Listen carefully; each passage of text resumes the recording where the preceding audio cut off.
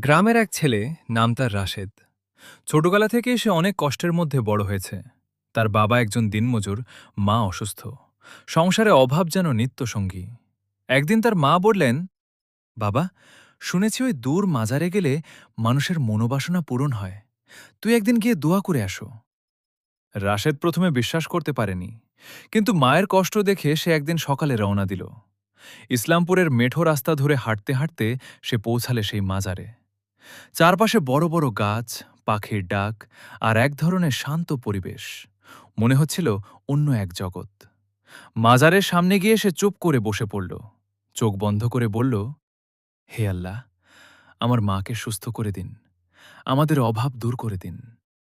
ঠিক তখনই এক বৃদ্ধ লোক তার পাশে এসে বসল। সাদা দাড়ি, শান্ত চোখ। তিনি বললেন, বাবা, এখানে শুধু চাওয়া নয়, নিজের চেষ্টা আর বিশ্বাসও দরকার। রাশেদ অবাক হয়ে তাকাল।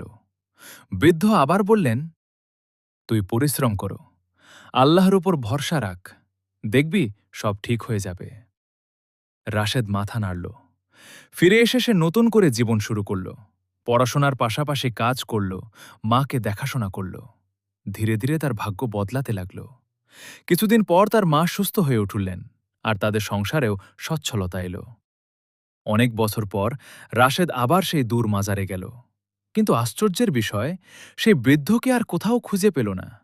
গ্রামের লোকেরা বলল, এখানে মাঝে মাঝে এমন একজন রহস্যময় মানুষ দেখা যায়, যিনি মানুষের মন বদলে দেন।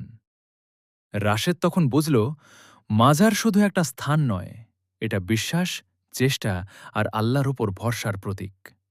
তারপর থেকে সে সবাইকে বলতো, দূর মাজারে গেলে শুধু দোয়া নয়, নিজের জীবন বদলানোর শক্তিও পাওয়া যায়।